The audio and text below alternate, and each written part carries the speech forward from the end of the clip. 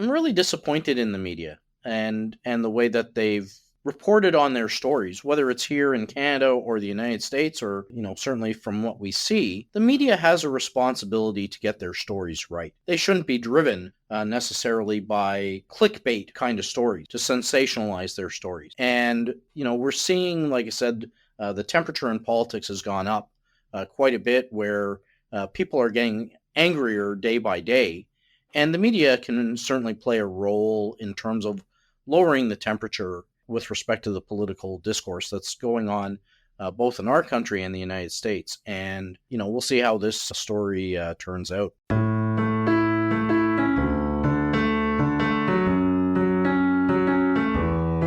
Hello and welcome to the next episode of Beneath the Law. Stephen Teal, how are you today? I'm doing well, my friend Gavin.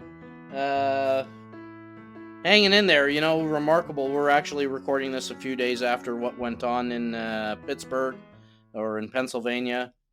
Just remarkable circumstances, and politics rules the day, even with this podcast that we're going to get into. Yeah, politics is becoming truly a blood sport.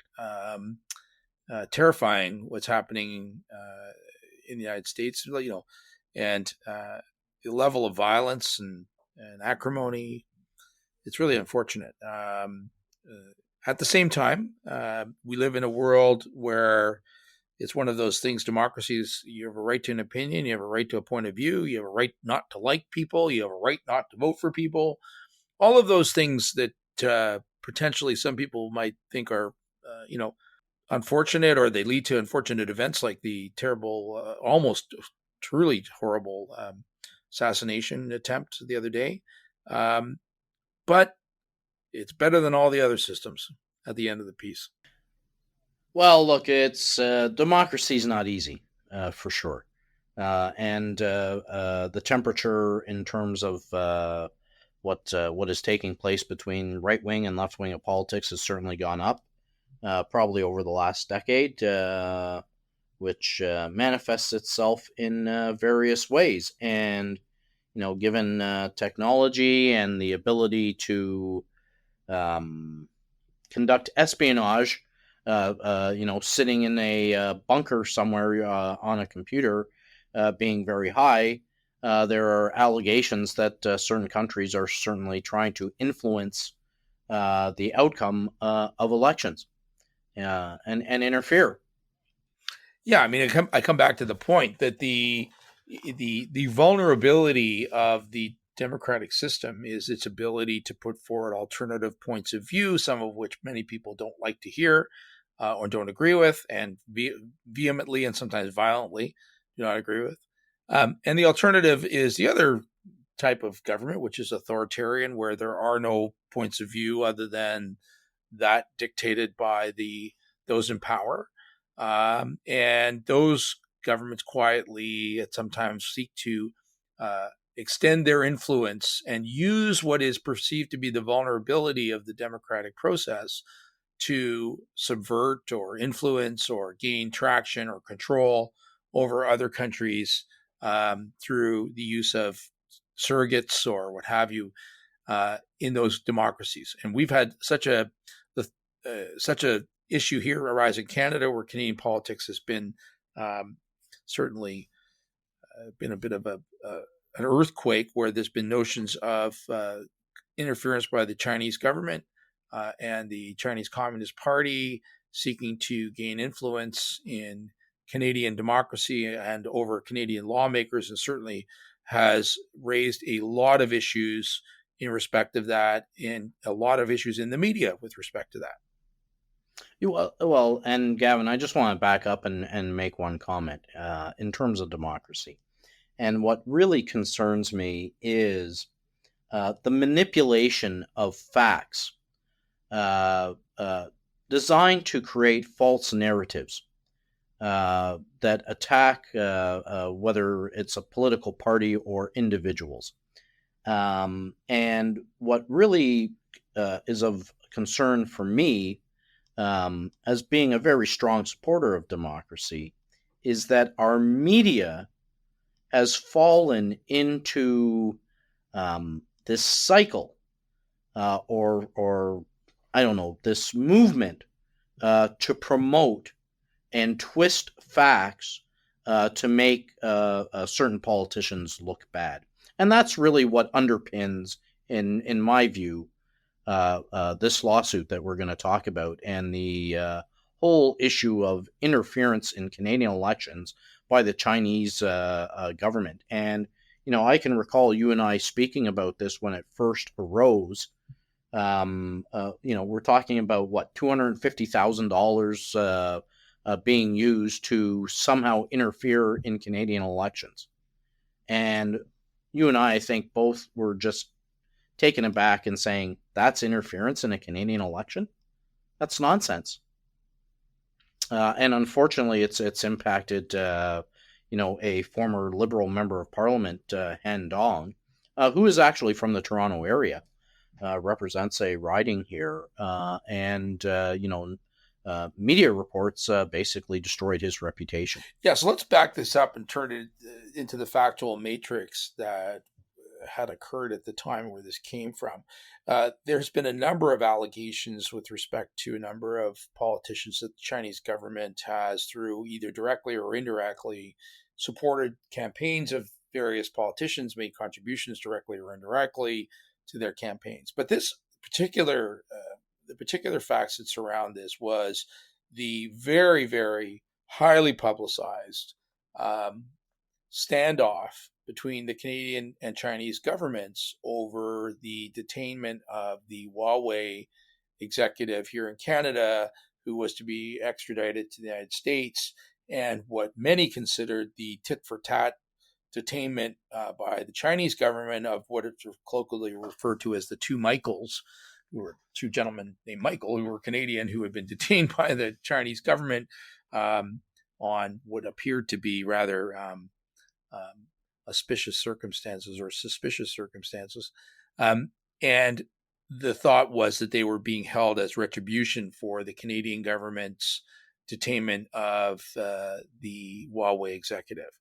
And in the context of that issue, there was some evidence of a discussion between a Canadian member of Parliament, Mr. Dong, and a Chinese diplomat in respect to the release or non-release or continued detainment of the two Michaels.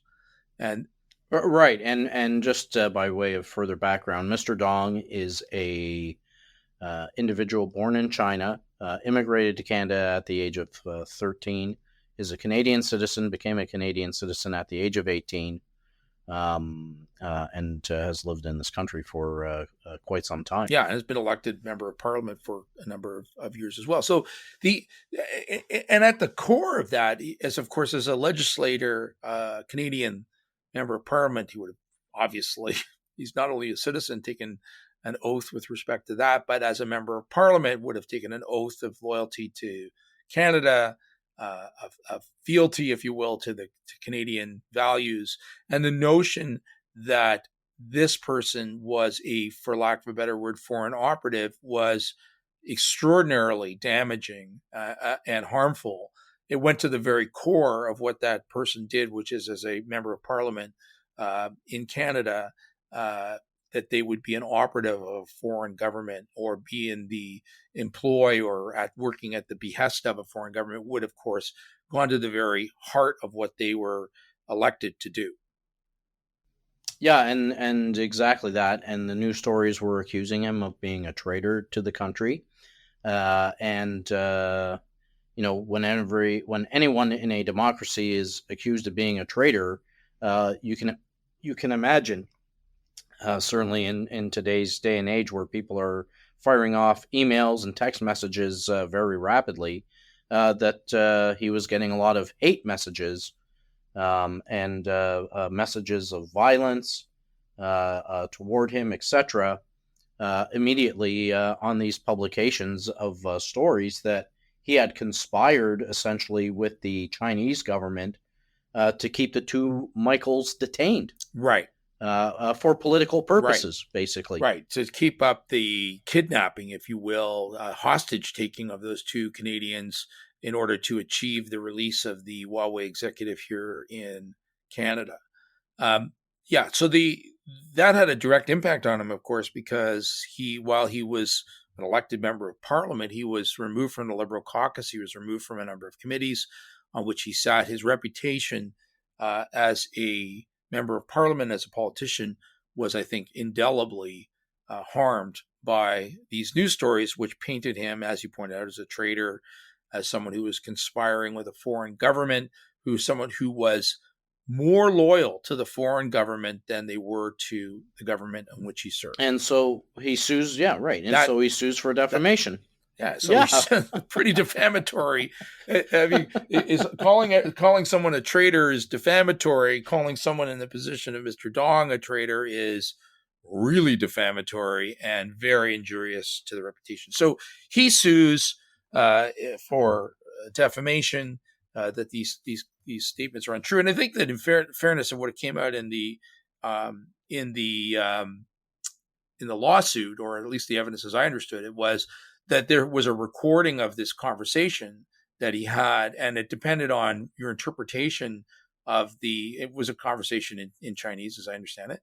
And it would, depending on who was doing the interpreting, one interpreter was saying, no, he's urging vigorously for their release, and the other person, it could be interpreted to say he was asking for them to be held, but it was a matter of interpretation. He was quite strong in his own view that he had been actually advocating quite actively for their release, and that the entire news stories were predicated on a misinterpretation of what he had actually said.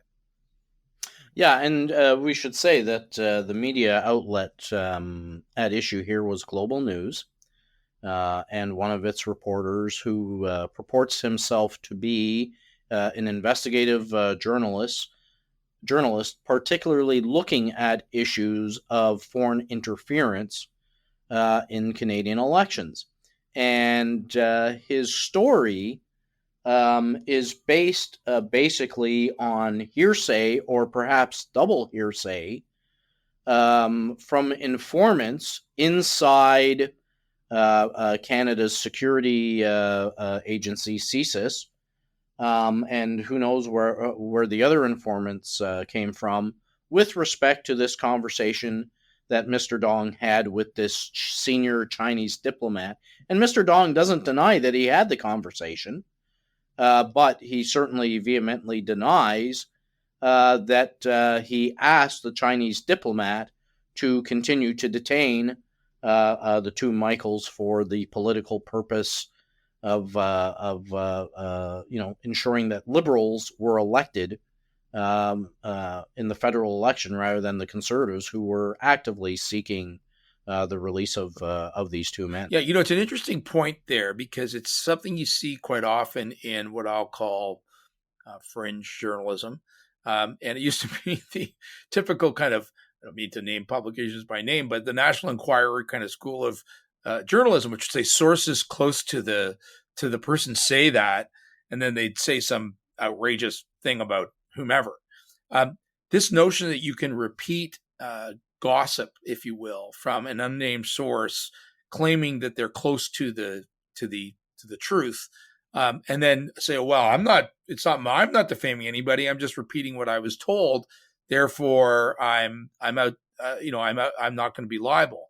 The court made short work of that, certainly on this motion. So we should probably back up and tell everybody, our listeners, and talk about the motion. So what we have here is, this is a defamation action, as we mentioned.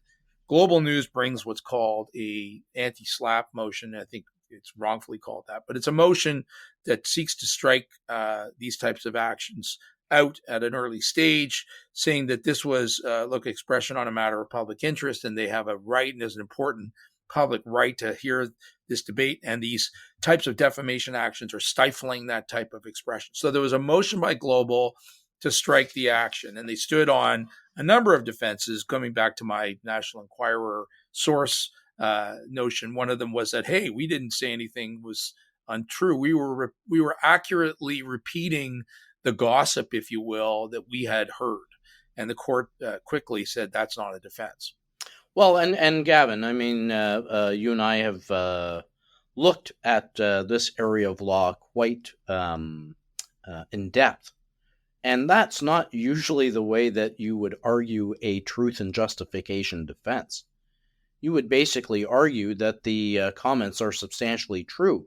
You're not going to argue that I'm just repeating what somebody else said, because that is not a defense to a defamation claim, as you rightly point out. And their second defense is responsible communication. And in fact, one of the tests under responsible communication is you can't just repeat what somebody else said. And that's it's just remarkable that Global actually relied on that as one of their primary defenses. Yeah, I think repeating what somebody else said, I think particularly here, I don't think they named the source of who said it. No, because they were confidential sources. So I mean, you could say anybody. If that were not the case, then you could say anything about anybody and just say, "Well, I was told that, so and so is this or so and so is that," and there you would never be responsible for what you said. See, I'm just accurately repeating what somebody else told me. That cannot be. That would be completely circular. It would render every defamation action, nugatory in the sense that there would be no defamation action. So, and anyway, it's just reading that decision, I just was struck by that a sophisticated defendant like Global News would try and make that kind of an argument in defense of or in support of their motion to shut down essentially Mr. Dong's lawsuit. Right. And I think that the important point to keep in mind is I think that there has to be some proportionality in the amount of investigation and the responsibleness of the journalism involved with the nature of the allegations that are being made. So the more serious the allegation, the more damaging that allegation, the more of an onus there is on the media to investigate those allegations, provide some sources for those allegations, provide some substance to them before making them, because you can't undo those types of allegations. Calling a lawmaker and a member of parliament a traitor is career-ending. And it is the type of an allegation that if you're going to make it, you better have done your homework before you do. Yeah, so Mr. Dong, basically, just the way anti-SLAPP works, we've talked about this before on other podcasts, is, there's an initial onus on the moving party to show it's a matter of public interest, which was quite easy here because it is a matter of public interest, foreign interference in elections. And then the burden shifted onto Mr. Dong to prove that he had an action that had merit, that the defenses were not valid, which is what the court found. And then what some call the crux of the test, that his right to bring the lawsuit and vindicate himself outweighed Global News's right to express their views on about him. So it was tremendously damaging to Mr. Dong. The court found that in terms of the seriousness of the allegations and the hatred that he was exposed to and his loss of reputation, and that the Global News certainly was not the party standing on the side of angels with respect to shutting down the lawsuit. And I think what is great about this decision is that the court speaks to the issue that there's a public interest in having this heard, because if Mr. Dong is found to be a traitor, that's important to know. And on the opposite side, if Global News's accusations are flimsy and do not have a support, it's important for the public to know that Global News didn't really do its job.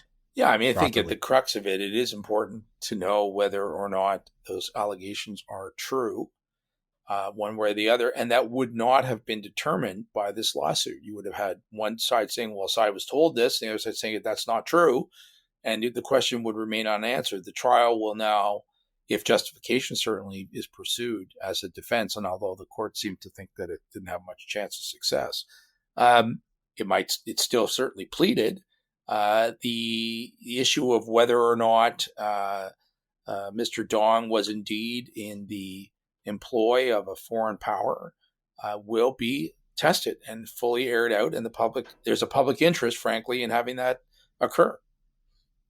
Yeah, and Gavin, you don't want to gaze into the crystal ball too far, and it's not really our job to provide opinions with respect to the outcome of a case and what will happen. But once the court shoots down the defense because it's simply the story is based on the repetition of what somebody else said, I think Global News is going to have a real uphill battle in defending this lawsuit. Unless there's evidence that clearly comes out that Mr. Dong, was acting in the interests of the Chinese government somehow. And I gotta tell you, I think Global News is gonna have a very, very difficult time defending this lawsuit. Well, clearly, the point of the matter, That's my they're now going to have reaction to to defend this, the lawsuit, and I think it's an interesting point that you make on these anti-SLAPP in Ontario Section 137.1 motions, and that is the reverse onus aspect of it. I mean, proving, for example, that a discussion or communication as to whether a member of the Canadian government is in the employ of a foreign power, pretty easy to meet the threshold that that's a matter of public interest. I don't think anybody would have argued that. And that automatically, from the perspective of a defendant in an anti-SLAPP motion, turns the tables, if you will. It puts the onus on the plaintiff to show that the defenses raised aren't likely to succeed. That's a very different position to be in than one would be at a trial where a defendant has all of the onus to show that their defenses will succeed. They don't have to sit back and prove that I'm going to lose. And that's exactly what the onus that was placed on Mr. Dong on this motion, in which he succeeded. And the court said, no, I think that there's a strong likelihood these defenses will not succeed. Now, as you point out, that is not a final determination. It doesn't mean that they're out of court on those issues. But as you point out, they've certainly got a steep hill to climb if they're going to succeed on those points. And if that's the best they've got, frankly, they need to take a long, hard look at their position vis-a-vis this defendant. And I say that, doubling down, if you will, on justification as a defense is always a risky strategy when you're in the position of a defendant in a libel claim, because you are, to some extent, aggravating the initial sting of the libel by repeating it, saying it's true, it's true, it's true throughout the lawsuit. If you lose on that, that can go very, very badly for you in terms of damages. Well, and certainly we're talking about a major news outlet in Canada, Global News. Probably one of the top. I think they're actually owned now by CTV or I'm not sure what the corporate name is, but it's a major news outlet. And we've seen in Canada cases where the CBC has defamed individuals. You're looking at significant amount of punitive damages for Global News if they're not able to prove their defenses. And you're absolutely right. The truth and justification defense, if they continue to rely upon that all the way to trial and they lose, is going to be an aggravating factor that will increase those damages. And I also think that there's an aspect of this that, media, as you point out, media has a responsibility. They are the fifth estate of democracy. And unfortunately, for whatever reason, I think we live in an age of infotainment, in the sense that there's this notion that, well, we really want to create sensational stories because they're going to improve our ratings. We're competing all the time against all sorts of new media to try to stand up. We're competing against all these amazing podcasts that are out there, like Beneath the Law. And, we've got to say something that people are really going to pay attention to. So we need exciting and salacious stories. And it's not much of a salacious story that an MP was calling a Chinese diplomat to try to argue for the release of 2 Canadian citizens. Nobody's going to watch that. Nobody cares. Now, turn it around and say, haha, here we got a MP who's a traitor to the country. All of a sudden, you got a lot of eyeballs on your story. You got a lot of hits on your story, and your revenue stream goes up. So there's a commercial motivation on the part of commercial media to sensationalize stories, to tell stories a certain way that is going to create interest. I think that that's going to go to damages as well. I think a court will be looking at why were you so eager to find this story? Why were you so eager to report it in the way that you did? And why have you stuck to it, even though there's no evidence now, or there's very little evidence to support the story in the way that you told it? And I think that's going to go to damages. It should go to damages. Yeah, and just as a follow-up on that, I mean, this story did result in Parliament appointing a special rapporteur to investigate interference. And I think, from what I understood, Mr. Dong was not. There was no final determination made that Mr. Dong had done anything wrong. And, you know, there's also another report that's come out that is for the eyes only of certain parliamentarians, so we haven't even seen that as Canadians. But I gotta tell you, Gavin, you know, I'm really disappointed in the media and the way that they've reported on their stories, whether it's here in Canada or the United States, or certainly from what we see. The media has a responsibility to get their stories right. And they shouldn't be driven necessarily by clickbait kind of stories to sensationalize their stories. And, we're seeing, like I said, the temperature in politics has gone up quite a bit, where people are getting angrier day by day. And the media can certainly play a role in terms of lowering the temperature with respect to the political discourse that's going on both in our country and the United States. And, we'll see how this story turns out. But, I think the media really needs to reflect in the way that it feeds attacks on politicians. Yeah, I couldn't agree with you more. We've had this conversation before. I mean, I think it is, in fairness, an incredibly challenging time for mainstream media as they try to define what their role is in an age where everybody has their own television station, for lack of a better word. Everybody can be has their own podcast like us. Exactly. There's no more control of information. It's all over the place. But I think the one thing the mainstream media, the only thing really that they have to sell, and that the public is probably interested in buying, is credibility. And I think what the problem we've got with a lot of media is they've squandered their credibility. There's I think a historic low in terms of respect for media, belief in information that is being propagated by media in our society today. I think that feeds much of the conspiracy theories. It's the breeding ground for I can't believe the media, therefore I'm going to go off and search for my own truth.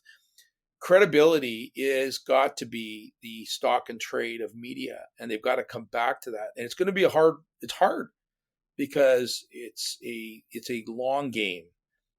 But I think that if media outlets have the faith of the public, that people believe what the media is telling them, the public will come back, because the public will be looking for credibility at some point in time.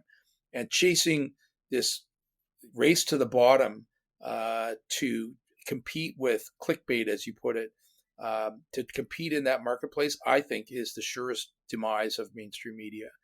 And it's all too easy for them to fall into it. And Gavin, you know what?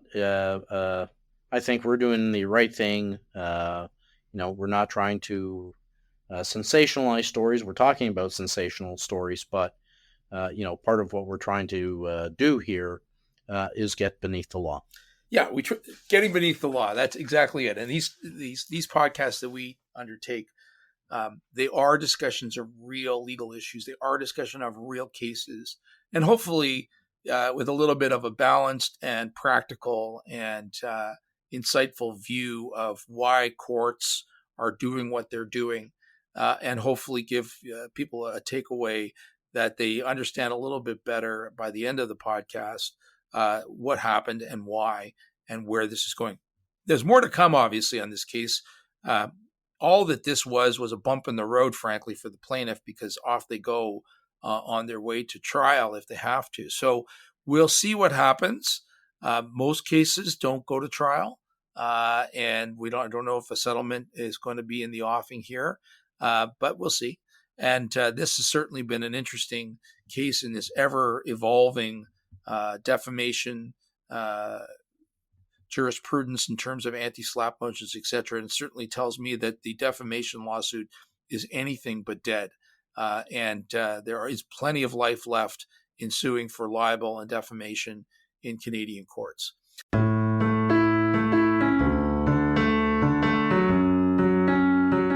So, Stephen, thank you once again for a very interesting and topical discussion.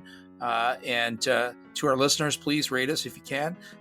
Give our podcast coordinates out to your friends who might be interested in these types of legal issues, or just interested in sort of how the law and political events and public events intersect.